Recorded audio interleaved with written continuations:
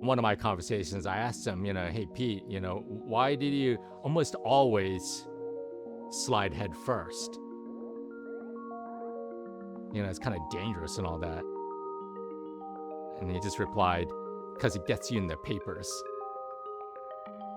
My name is Tom Tsuchiya, and I'm a sculptor based here in Cincinnati, Ohio. People in Cincinnati can view a lot of my works around town, including the Cincinnati Zoo, Mount St. Joe, Xavier University, UC, Blagan Library, Smale Park, and my interpretation of the Three Wise Monkeys on Court Street. And the sculpture is translucent and announces itself at night via LED, embrace no evil. Anyone's gone down to the Seattle Reds game will notice all my bronzes down there. Most people are familiar with all my large-scale bronze sculptures and large public works that can be seen outside in an outdoor space. But I also do some works that are rather small that are inside the National Baseball Hall of Fame at their plaque gallery.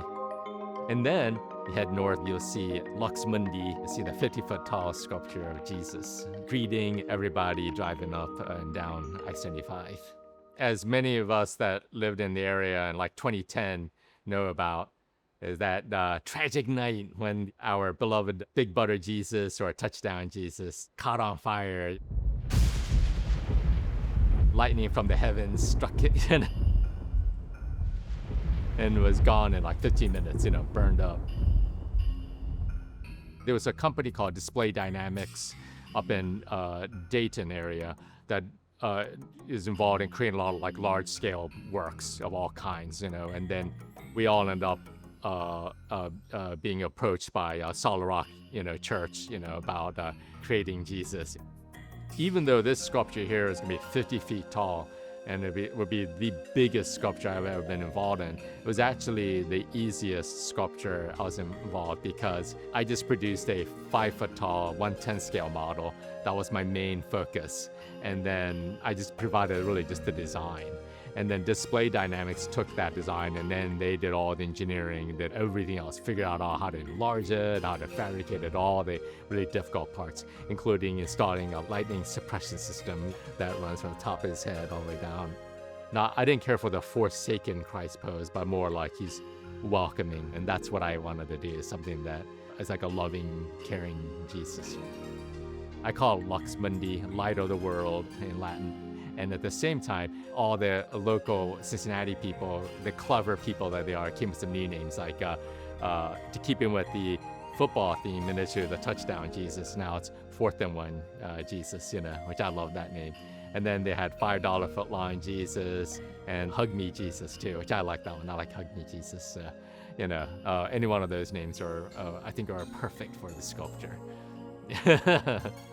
The way I look at it is sculpture itself is an inanimate object. It has no life. It never will have life. It's just an object that will never live. I always feel, and what I always aspire to do in every sculpture that I create, is to give this inanimate object a feeling of life. I want my sculptures to look like literally they have a heartbeat and then there's blood coursing through their veins. Of course, I try to achieve the detailed likenesses of people, but to me, the most important thing is the sense of life and energy. When you think of Pete Rose, there are two things. Number one, head first slide, and number two, he had that very distinctive crouching batting stance. But of the two, the sliding head first is the signature look for Pete because that is something that captures this whole Charlie Hustle, persona as well.